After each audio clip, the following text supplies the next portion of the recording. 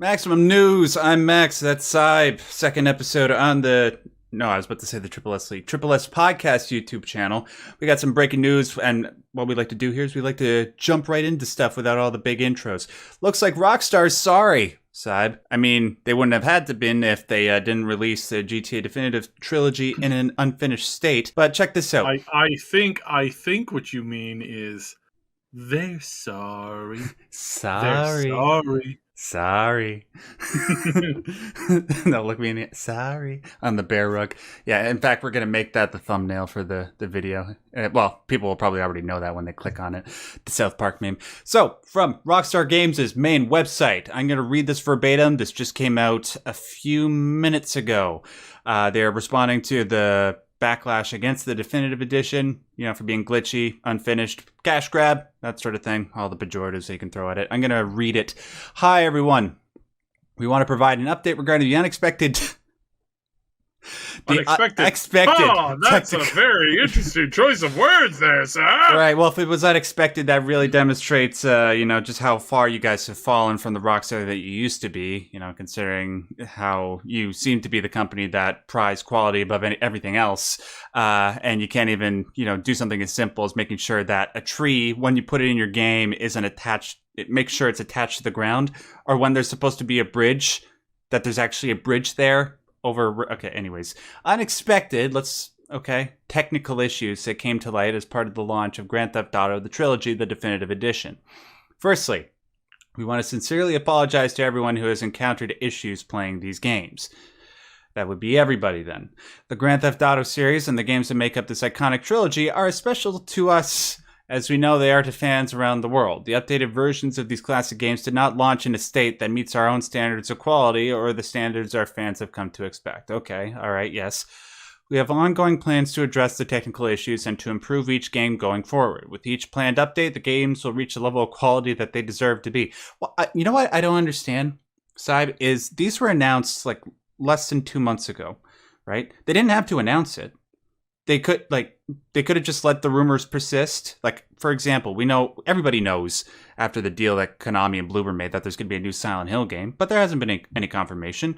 Rockstar's in a place where they make enough money. They make FU money, to speak, so that they wouldn't have to talk about this. They could have just kept it under the hood and worked on it until it was at a level that it was supposed to be at. But instead, they decided to put it out for the cash because they know how much everybody loves GTA and they know how much, maybe it's because people are pissed at the whole GTA 5 thing and how they're releasing it for the PS5 and they're expecting GTA 6 and maybe they were just putting this out of anxiety, but that's just speculation.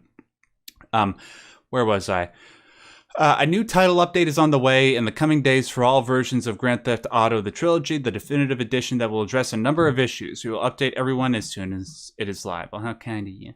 In the meantime, it pains us to mention that we are hearing reports of members of the development teams being harassed on social media. We would kindly ask our community to please maintain a respectful and civil discourse around this release as we work through these issues. Yeah, of course. It's hard to pinpoint blame on any specific developer. If you were, I suppose in circumstances like this, if you're going to blame anybody, blame the team leaders. But even then, don't do stupid crap to, give them ammunition over the customer base by sending them threatening messages or crap like that. Obviously, I agree with Rockstar here. While one of the goals of the definitive editions was to allow players to enjoy these games on modern platforms for many years to come, we also understand that some of you would still like to have the previous classic versions available for purchase. You think? We will be adding the classic PC versions of Grand Theft Auto 3, Grand Theft Auto Vice City, and Grand Theft Auto San Andreas back to the Rockstar stores shortly as a bundle. Additionally, everyone who has purchased Grand Theft Auto the Trilogy, the Definitive Edition for PC from the Rockstar store through June 30th, 2022 will receive these classic versions in their Rockstar Games launcher library at no additional cost. Yeah, what about the consoles? We will update everyone as soon as these are back in the Rockstar store. Once again, we'd like to thank everyone for their patience and understanding while we work through these updates to ensure these games meet everybody's justifiably high standards. Sincerely, Rockstar Games. P.S. I swear to God, though, if you take these original versions of the game and try to mod them, we will find you and we will cut you. No, that P.S. part wasn't true. But anyways, look, I'm glad they're at least acknowledging that people like it's quite obvious how unfinished these games are. Some parts of it look good, but there are legitimate complaints in regards to stuff like the draw distance and cars getting stuck in the ground and like signs that aren't spelled correctly and crap like that. But it is good that they're acknowledging it and that they are going to be making those original games available for release. I'm sure that if we put the pressure on them enough, they'll do the same thing for console. Right now, though, this is a good step forward. Side, your immediate reaction to this? Like, wow. Sincerely, wow. I didn't think that they would have the guts to step forward and say, we're sorry, we screwed up. It's good that they're doing some work to do this. This still doesn't change the overall impression of this company to me. And that's not because of them, but it is a little bit, it's more Take-Two and not Rockstar. Yeah, it's more Take-Two, but just in general, I am starting to realize that the future of games is with smaller, more indie companies that stay smaller and stay more indie, because I have been disappointed constantly, and I think out of the majority of like big AAA companies that are producing massive games, I think at this point, I only trust like one or two of them out of like probably the 20 or 30. I just, at this point, it's just been so much disappointment, so much anguish in what are you doing? Just to tack on to a story that we've been covering so long, and we're going to get to a little bit later, but not in this particular sense. All this stuff with WoW and Blizzard Activision, and it's like, what do? Like last 2 days, they came out with, hey guys, we're now selling paid transmog. It's like, that was the one thing that people were still playing your game for, was to work at collecting these sets and stuff by doing in-game activities. Now they've relegated it to a credit card transaction. Mm-hmm. And it's all of these companies.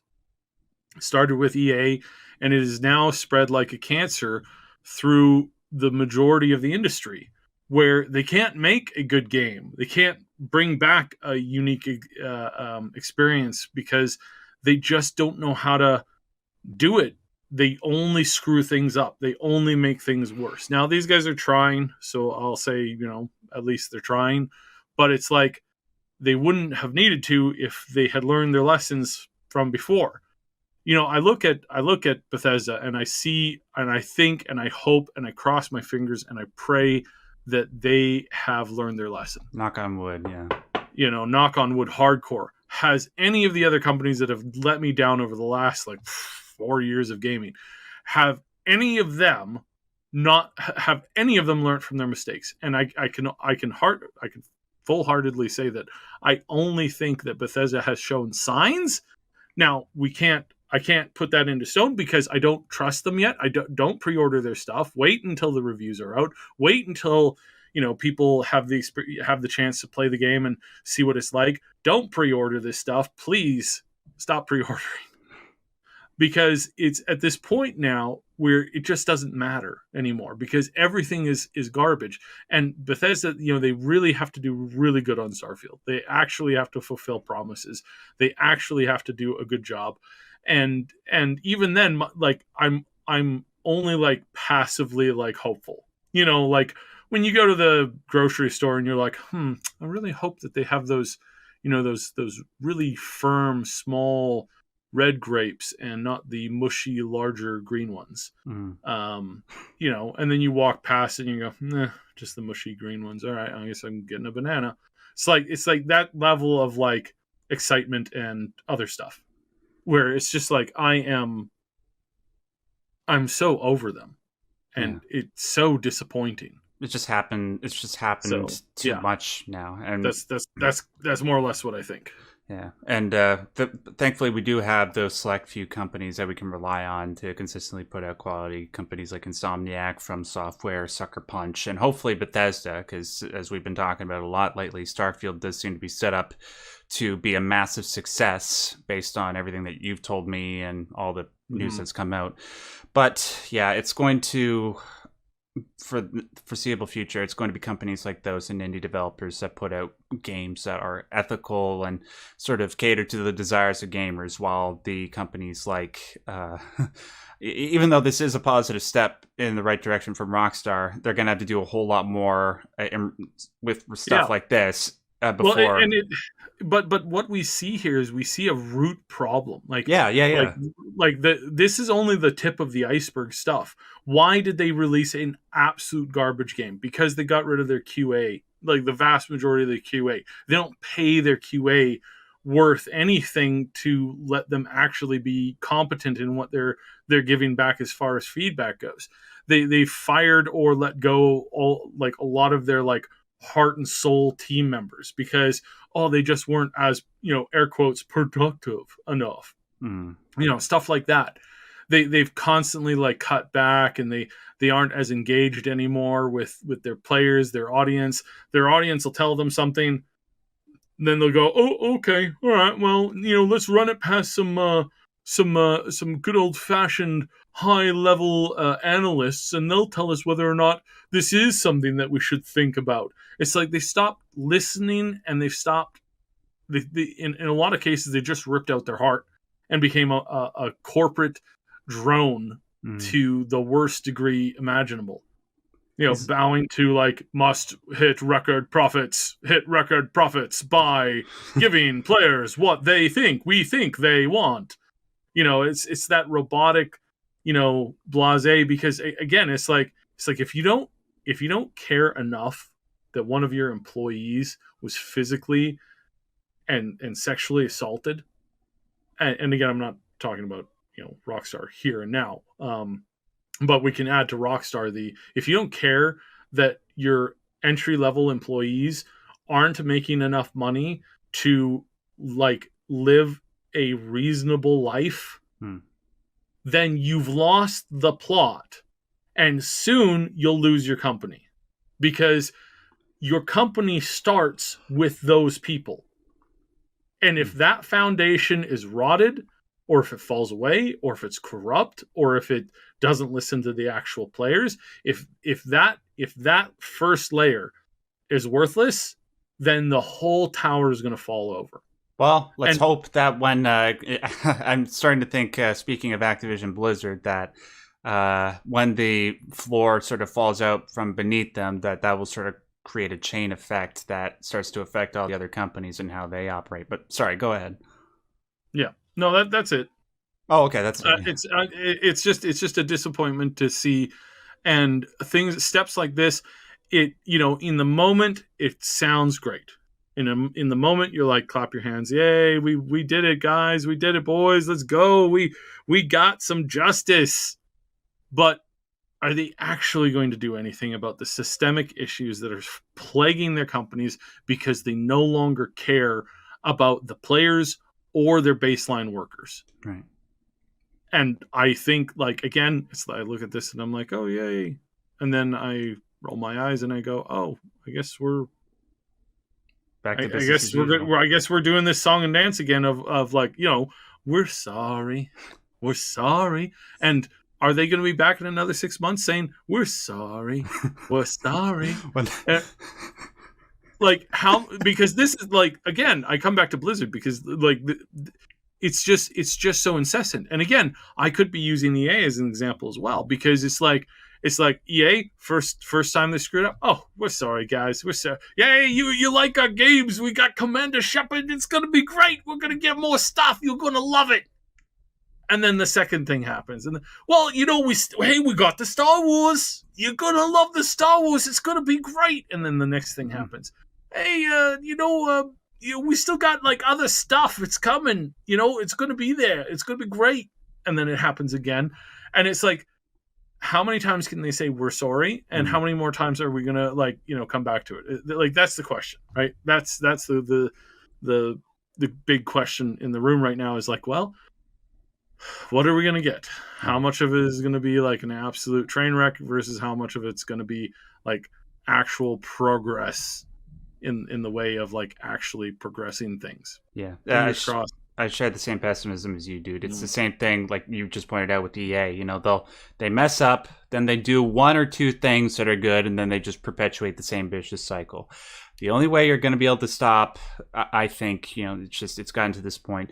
The only way you're going to stop companies like Rockstar from doing this sort of BS in the future is 3 words. Stop. No, 4 words. Stop buying shark cards. Everybody's playing GTA 5. I'm looking at you. I know you're doing it. Stop it. Just stop. All right.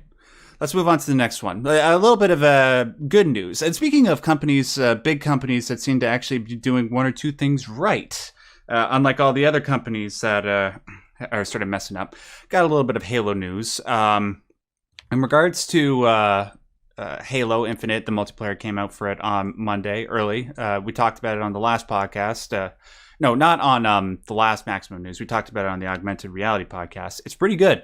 I haven't had time to play the last couple of days. I've just been really busy, but they seem to be making all the right moves in regards to the multiplayer. They also announced that they're addressing the complaints that people have been having about the Battle Pass really, really quickly, which is making me really happy. They're going to be adding in baseline XP for match completion, which is great. That was one of my big complaints. And they're also extending the Battle Pass from what was originally February to May of 2022. So it'll give us a little bit of extra time to get that stuff, which is cool. And also, there have been a couple of previews being released in regards to the Halo campaign. And pretty much across the board, everybody's saying that it looks great. Like, everything about it is great. The only 1 or 2 complaints that I've been hearing is that some of the driving feels a little bit wonky because of the way that it reacts to the terrain. But I imagine stuff like that could easily be ironed out with an update. However, it should, yeah. It's one that driving controls is one of those things where you look at a bunch of games that have come up with that. Modders fix that stuff so quickly because it's easy. When it's not fixed by the company, they just clearly don't care. So what I'm saying is not that I expect modders to fix it. I don't think this game is going to be moddable in any way, shape, or form. What I'm saying is that the being able to fix driving controls and how the vehicle feels is something that is not a complex, deep-rooted issue. There may be some issues where, yes, the terrain in some areas is just too rough to, do this kind of stuff on. But overall, you got to look at it and you got to think, okay, if a modder can fix it in an afternoon, 3 days after the game launches, like they have in so many other games, then realistically, Microsoft should obviously, 343 should obviously be able to improve significantly the feel and style of driving mechanics in the game, and cross your fingers and hope that they actually care about it, because that should be most of what it takes, and it may just be a finalization patch. We've talked about in the main podcast, we've talked a lot about like how do patches work and how do some things work, and things like this. One of the last patches may be a mesh wire update to the world to just smooth out things. There was one game, Rift, way back in the day. This is really old, where they had a blink ability, and like 20% of the time when you blinked, you fell through the world.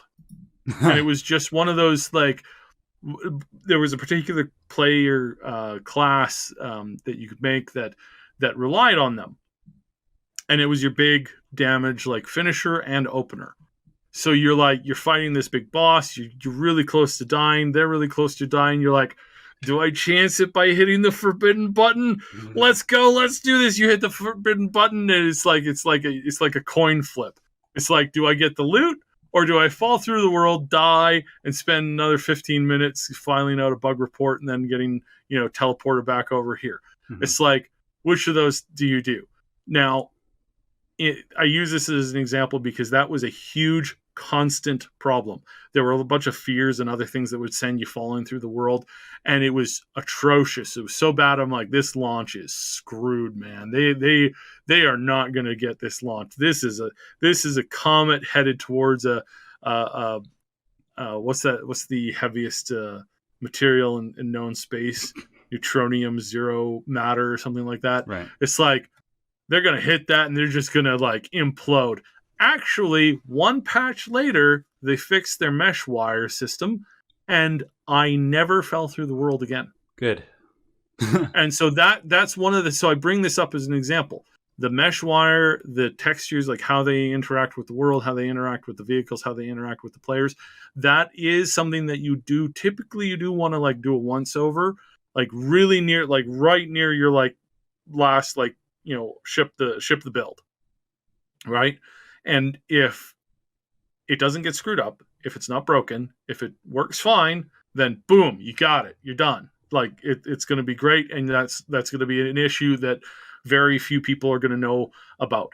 But if you get one thing wrong, then that just ruins it for everybody. So it's one of those things that when I look at this, when I hear about the issues that they're having, I feel quite confident that is a late patch that will hopefully be fixed right before release. Yeah. And if that's the case, then great. If it's sticky and buggy for years, you know, then there's probably something a little bit more complex behind the issue than you know what I've given as an example of. So yeah, but I don't imagine it will be, just because Halo, as it is right now, is already a really, really well refined game, and like you said, they're pulling so much information from those heat maps. Like heat mapping is one of the greatest technologies that have ever been built for devs to be able to like get information on.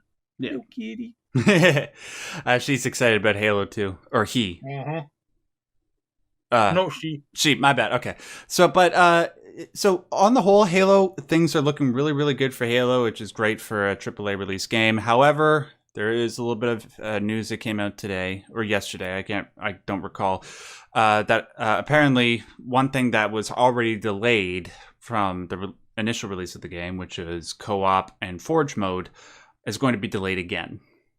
Because the Season 1 Battle Pass has been extended by 3 months, that means that the addition of co-op and Forge mode have respectively been put off for 3 months. So originally, co-op was expected in February of 2022. Now it's likely going to be coming in May. And then we don't know when Season 3 is going to be coming out, because that's when Forge was going to be coming out. So maybe sometime towards the end of next summer, which sucks. Because we talked about this on a previous podcast. In regards to Forge, in regards to 1 or 2 past Halo releases, Forge wasn't available on launch, and we've come to terms with that. But we have said before that it's kind of ridiculous that something that is synonymous with the identity of Halo as co-op, the fact that it isn't there upon release, is ridiculous. The fact that we're having to wait an extra 3 months, like, what is it about adding co-op that, to go off of what you were just saying before, Syb, is so not technologically easy? Like, do you have any idea as to why that might be? Not in this case, because of the like the world meshes and stuff like that. Like that technology has really not changed over a very long period of time. The world interaction in this game is supposed to be significantly different than most, air quotes, normal games. Mm-hmm. It is supposed to bring in a whole bunch of new tech that we're going to be seeing in a whole bunch of games coming, like, going forward. Oh, yeah. Especially big open world games. We're going to be seeing this tech. And again, this might be like version like 1 or 2 of this tech. What we're anticipating to see is something that is going to, you know, be a little bit better, be more intricate, be more cool. And then, you know, in 6 years from now, 4 years from now, 3 years from now, we're going to be seeing that iteration get even better and stronger. That's what the rumors have been saying for a while. Now, whether or not that actually comes out and is actually that way, we don't know yet. So when it comes to like a world interactability system, like a butterfly effect type thing. When it comes to that, adding co-op into that, I would imagine it's not like adding co-op to, Halo 1 or Halo 2 or Halo 3. Because in those games, it was very much a tunnel, right? You start at one point, you go to the next point, right? Like you start at the beginning of the mission, you shoot your way through until you get to the end of that mission. And that's the straightforward, cut and dry system. That's the game. But here, because it's way more open world, you can quite possibly go and start fights on completely different areas, completely different places, doing completely different things. That may or may not necessarily mean that co-op system requires a significant more amount of resources and tweaks and things like that weren't those problems weren't present in previous titles. Yeah, that makes sense. I suppose if you're trying, like, one person is just messing around on the whole other side of the map, and they're triggering like events and stuff like that can cause issues for the other player. Okay, that makes sense. It still sucks though, but I suppose I'm just not as angry about it because so much else in regards to Halo is going so right at the moment, and plus I'm kind of biased because I love Halo with all my heart, that I'm not as angry this time around. But it still is kind of ridiculous. But oh well, at least we'll have apparently a whole bunch of stuff to attain from the Battle Pass and multiplayer, and a huge, well, it's not open world, but apparently semi-open world campaign to keep us busy. And then we'll have Elden Ring in February, so that'd be cool. All right, next story. I'll just go through this one pretty quick. Steam Deck. A whole bunch of people were supposed to be getting them in December. It was announced back in July, and obviously a whole bunch of people pre-ordered them because they look cool. Anytime Valve does anything in regards to hardware, it tends to be pretty BA, pretty state-of-the-art.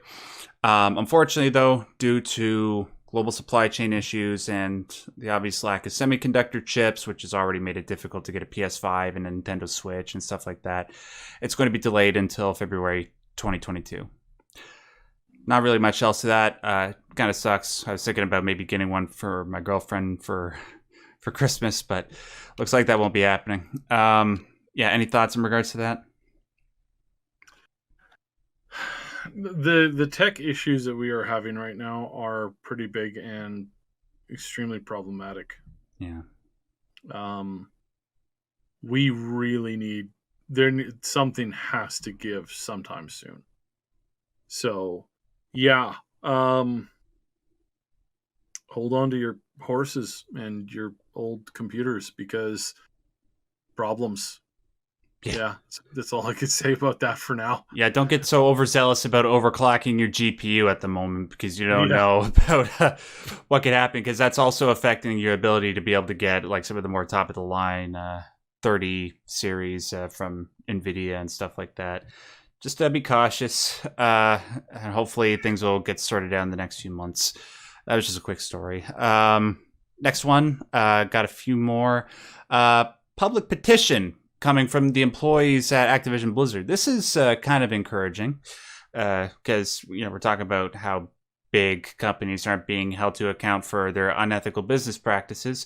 Well, it looks like a whole bunch of people that work for Activision Blizzard have come out and expressed solidarity against the current CEO, Bobby Kotick, and his supposed behavior behind closed doors. I think there was that report that came out the other day from, what was it, the Wall Street Journal or the Wall Street Journal, that sort of talked about him doing some really shady and really inappropriate stuff, like leaving a voicemail message for some woman telling he would kill her or something. But it got real special. Yeah, special and not in the good way. Well, there's this petition that has been signed by, originally it was just by 500, but it quickly grew over to over 1,000 members from virtually all the different branches of Activision Blizzard production. This includes, obviously, Activision Blizzard, King, Infinity Ward, Raven Software, and the absolute geniuses over at Toys for Bob, who unfortunately are stuck to working on Call of Duty Warzone and not Spyro 4 for some reason. Hopefully when Bobby Kotick is removed, they can put somebody who's a little bit more ethical and direct all attention to creating Spyro 4. Can you tell how badly I want it? But yeah, this is... And do you think that stuff like this, now that it's out in public and there's so many employees that are openly advocating for his removal, that this might speed up the process? Or do you think that the shareholders just have too much interest in trying to gain money with Bobby Kotick at the helm? As a wise man once said, bad leaders are very rarely removed until they cost you money. It's like they can be horrible to the staff. They can be horrible for morale. They can ruin you as a professional reputation. They can do things that are completely, totally, and absolutely illegal. But until they cost you money, they're very likely to be not removed. Yeah. As long as they're making you a lot of money, you will find any excuse to keep them around. You'll find any excuse to suck up to them. You'll find any excuse to give them the red carpet. And I mean, all you have to do is look at Hollywood, look at politics, and a bunch of other stuff to see that is an extraordinarily true statement. Yeah, it is. It is truly disgusting what some people do. It is truly horrendous what some people do. Well, hold on. I agree with you generally speaking, but in regards to this specific issue, wasn't it very recently that the investors had a vote on whether or not to lower Bobby Kotick's pay? Wouldn't stuff like this in particular push the needle somewhat in the direction of getting him fired? Yeah, he was actually so his leadership came up to vote just in the course of time. And he only survived by 4% of the population. It was like 4 or 6% of the shareholders. So we just need 5 more percent. Yeah, and I would say that now I don't think he's due for another review like that for a while yet, because I think they're sort of they kind of lock these people into contracts, and even right now, for them to fire Bobby, if they fired Bobby right now, they would be forced to pay him $300 million. Doesn't even matter if everything in those reports came out to be true. Yeah. They would still pay him $300 million as a severance bonus. Yep. Because that's how this crap works. But yeah, welcome to the real world, everybody. At least, in a situation like that, I try to look at it on the bright side. At least, hopefully, it would mean that we would be... Jeez. Hopefully, his replacement would try to go back to ethical game development. But given the shareholders that they have for that company, I'm not really expecting much of a difference. The only, again, guys, it's going back to what I was saying about Rockstar and the shark cards. The only way you're going to be able to get them to listen to what you want them to do is to stop paying for time savers in games like World of Warcraft, stop buying loot boxes, stop playing and buying shit from Call of Duty excuse my language, from Call of Duty Warzone. Stop doing it. That's the only way that you're going to be able to change their minds. But people are just so addicted to those games, or they just aren't particularly conscious about how this sort of stuff happens behind the scenes, that they just don't really care. Well, yeah, just for my own sanity, I tried to be a little bit more optimistic about situations like this, and hopefully it will push the little ticker in positive direction. But let's move on to actually to end off this show with a couple of positive stories. Syb, this one, I think I read about it today. And you reminded me of it just before we started the show. It's actually quite a surprising comment that came from Phil Spencer. Do you want to tell people about it? Well, the question is which one. So he's had a few great ones in the last couple of days. He said that he's examining the role that Activision Blizzard is going to be playing in their company. This means that they might, as like a sign of good faith to the community, they might say no more Activision Blizzard games on our console. And if that happens, now I say might, right? Like I say might, but seriously, I mean, Phil has been saying a whole bunch of stuff that's just jaw dropping lately, and if he did that, I think that would force Bobby Kotick out overnight. Yeah, because a relationship with Microsoft is worth more than $300 million. It's probably worth more than $1 billion to Activision shareholders. Mm-hmm. And I think they know that. And so, yeah, that's something. So, but the other thing that he said just recently is he said that he believed and wished that games should be preservable. Yes. That there should be you should be able to access a library of games that you have played, and that there should be, both online and offline availability for such. And I completely agree. I logged into a game the other day that I really enjoyed. It was a little strategy game. It wasn't that big of a game. I put $80 into the game or more. I can't remember.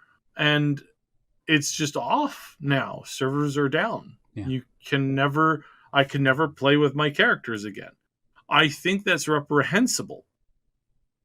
I really do. I think that I think you should have the door open if you are going to release a product that people are investing money in, that I think they deserve the right to access that game whenever they so choose, even if it means running it on their own local system.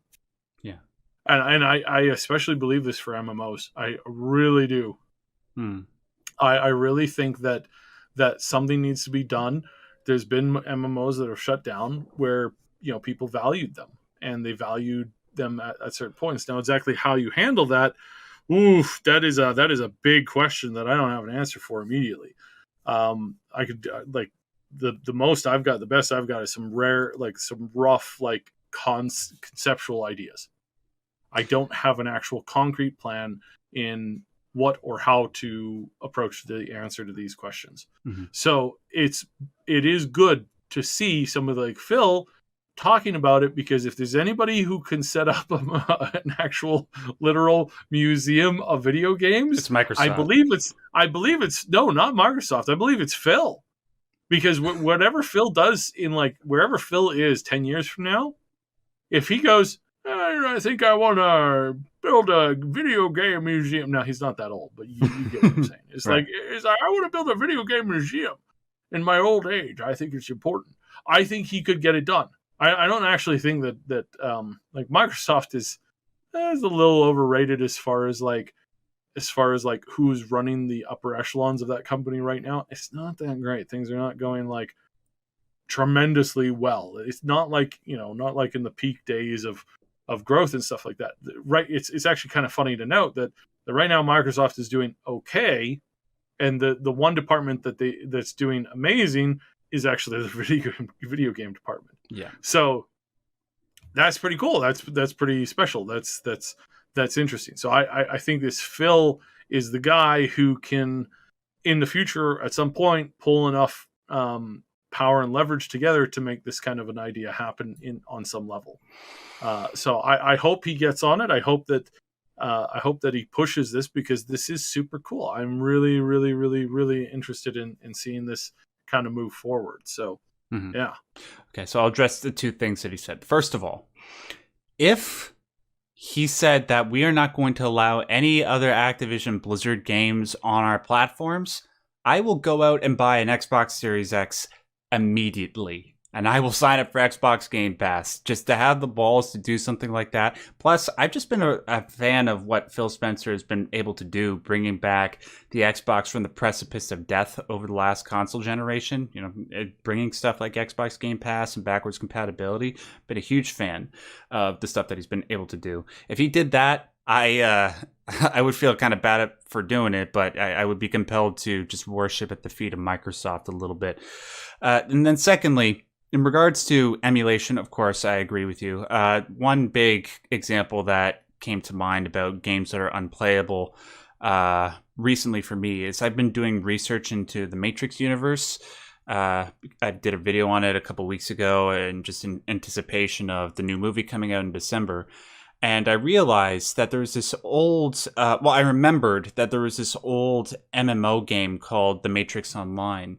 And it was actually canon within the world of The Matrix. Stuff that happened in that game actually took place in the universe of the movies.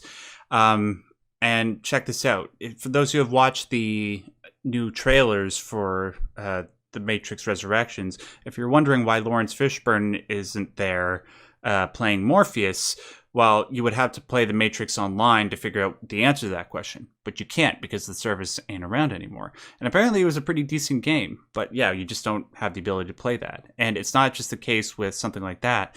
It's the case with a whole bunch of different games. Eventually, you won't be able to play Metal Gear Solid 4 anymore on your PS3, like my PS3. It's one of the old fat ones. At some point, it's going to clock out, and I will have to resort to emulation, which a lot of these companies aren't happy about. But what else are we going to be able to do? So hopefully, unlike certain companies like Nintendo, Microsoft might be able to be the leader in terms of emulation and being able to provide a game library where people can go back and play these wonderful games that, for whatever reason, are only available on that console, and make them available on a PC. If anybody's going to be able to do it, like you said, Syb, it's going to be Phil Spencer. We'll just have to wait and see if he actually does that. Yeah. So so very interested, very excited. We'll see. Obviously, we'll see kind of where it goes from here. Mm-hmm. So just one additional tack on story. Speaking of games that are kind of hard to play now. Speaking of an old favorite game, mm-hmm. Earthworm Jim is returning. He had 2 seasons of a cartoon you might have remembered back in the day. He's got a bunch of games that you may or may not have played an enormous amount as a kid. I most certainly have. I most certainly did. It is amazing to think back on those days. I never even got to watch the full cartoon because it just wasn't available to me where I was when I was growing up when it was playing. That's when I started to work, so I didn't have a lot of time. But interesting. So they're coming out with a new game? So no, not new game. Oh. New TV show. Oh, okay. Updated CGI graphics, and I gotta say, I watched the trailer. It looks good. Oh yeah, like it looks like I don't know what CGI they're using, but it is not what you think typically when you think like CGI cartoon, right? Or like CGI anime. A lot of those are really terrible. Like they're really terrible. This one, not.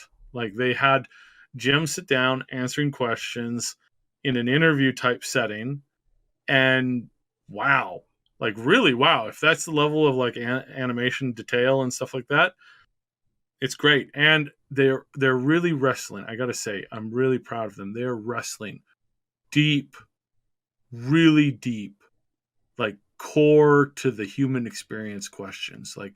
Like for example, if you take an earthworm and you put him in space, is he still an earthworm? Maybe he's a space worm now. Just really deep core questions to where do we come from? What's our purpose in life? That like deep questions like that. Just oh wow. I mean, that got me. Is he still an earthworm? Hey, Syb, if I were to melt dry ice in a swimming pool, in an empty swimming pool, would I be able to swim without getting wet? Yeah. Well, I know, right? Like it's that. Like that's the questions, man. It's so interesting. It's so particular. It's so yeah. It's just these types of questions. I can't handle them. They just leave me with existential dread. Keep me up at night. Haven't been able to get sleep for the last several years.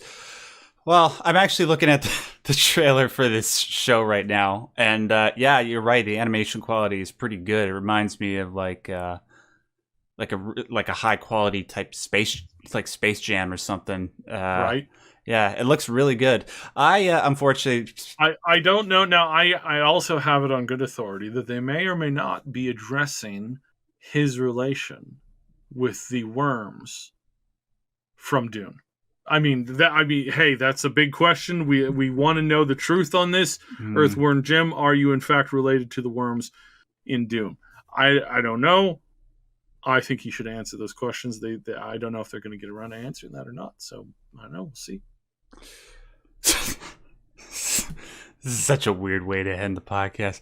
I know, right? So no, serious. With all seriousness, I am looking forward to this. I think this is great. I like the slapstick kind of comedy approach. That like this is right up my alley. I don't know if it's going to be good or not. I just thought it was really interesting. But you know what I find more interesting than this? Like something that is incredibly interesting. Do you know who's making this game? Making the show. Do you know who's making the show? Who's literally making the show? Hayao Miyazaki. Company called Interplay. Okay. And clearly not you, because you didn't freak out and start screaming. If you're an old-fashioned core gamer like me, you hear the word Interplay, and you're like, what? You mean the creators of, basically every amazing game I played as a child? Descent? Dragon Wars? Wasteland? Fallout? Oh, really? Okay. Oh my goodness, what? Now, of course, most of those employees that worked at the company at the time, almost all of them have left, obviously. They've been gone. They didn't just leave last week. They've been gone for well over a decade. I mean, we're talking about like these guys were done and gone ages ago. Now, it is interesting that they're back in this way, because the last time that I heard about them, the last thing that I had covered about them was their failure to launch Fallout Online, because ZeniMax sued them into the ground. They kept losing. Not Interplay, Bethesda. Bethesda kept losing its case over and over and over again, but they just kept taking it up. They made the punishment. They made the litigation be the punishment. And again, this is ZeniMax. This wasn't necessarily Bethesda.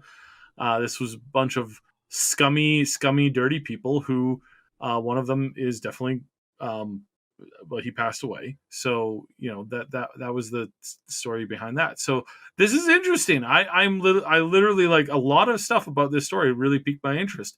I don't know what this means. I don't know, like, are they not making video games anymore? They're just going to make TV shows with their older, like with the IPs that they still have. That's a really good question. That is a very good question. How many of the people are still there? How many of the people, are still doing stuff? Mm-hmm. And the answer I have is I don't know. I don't know. We will see. We'll sit back. We'll watch what happens. We're gonna have some really interesting stories here. Yeah. Regrettably, Earthworm Jim is sort of before my time, but I, like many gamers, are sort of familiar with them. I think that makes me feel really old. Well, no, like, it's just... Sorry, man. It's just the games like that. I think they came out when I was alive. It's just I was so young that I sort of missed out on it. But I'm familiar with it, just like in the same way that I'm familiar with Battletoads or like Super Mario RPG, just because you've heard these wonderful games get tossed around in gamer circles. And Earthworm Jim, what I've been able to see of it, the gameplay of it, it seems like a wonderfully unique IP. It looks like it has a great sense of humor, and I'd be curious to see how they translate that into animated form. And hopefully, if a TV show like that is able to get across the spirit of the original game in that format, maybe it could spell a positive future for Earthworm Jim, and maybe get a proper sequel to it, one that the fans never really got after those original Genesis games. Was it on the Genesis? Mm-hmm. Okay, yeah. I owned a Genesis, but I only ever had one game for it. It's Bugs Bunny Double Trouble, and never got past the first level on that. Anyways, yeah, so we'll see what happens in regards to that. Ladies and gentlemen, it's nice to end a show on two positive stories, eh? Listen, thank you so much for tuning in to the Maximum News Show, second episode on the new platform. Make sure to hit that like button. If you haven't already, that really helps us out, not only this particular, show in regards to the YouTube algorithm and the rankings, but it helps every other video that's on this channel.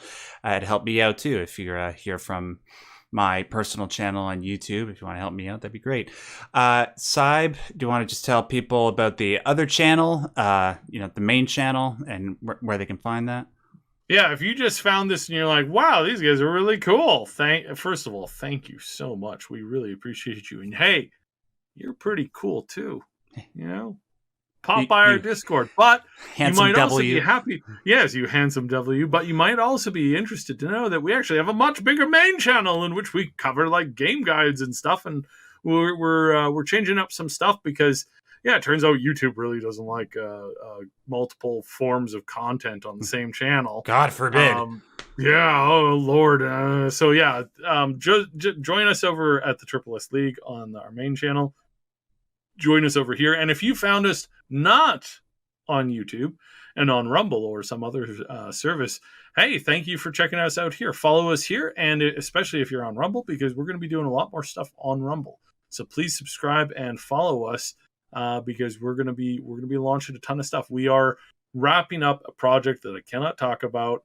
It has been it's been very hectic for the past few weeks. We're doing our final stuff on it here in the coming days. It's very exciting. We will be talking about that very, very, very, very, very soon. So yes. Awesome. And you guys could just find me on all the relevant forms of social media, just at Max Derrat. We'll put links to all that in the description box below. Until we do this again next week, guys, I just want to remind you, as always and as per usual, stay yellow. Yeah, bye.